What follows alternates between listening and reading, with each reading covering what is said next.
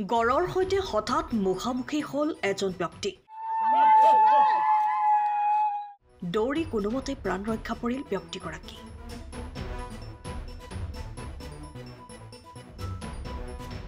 মাজুলীত ভোগালীৰ আনন্দৰ মাজতে এক আতংকময় পৰিৱেশে বিৰাজ কৰিছে পুৱাই নামনি মাজুলীৰ কেবাখনো গাঁৱত এটা গড়ৰ মুক্ত বিচৰণ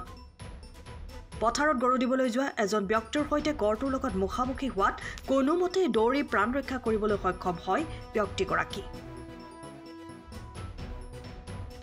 কৰদৈগুৰি গোৱালগাঁও চাৰিঘৰীয়া মৰমুকলি মহৰচুক গাঁৱৰ পথাৰত প্ৰতি নিশাৰে পৰাই এনেদৰে এটা গড়ে মুক্ত বিচৰণ কৰা দেখিবলৈ পোৱা গৈছে আতংকিত হৈ পৰিছে অঞ্চলবাসী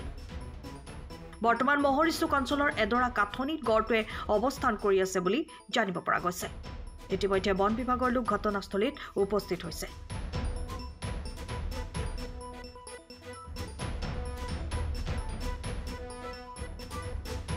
bureau report time of Assam সময়ৰ খবৰ সময়ত পাবলৈ ফলো কৰক টাইম অফ আছাম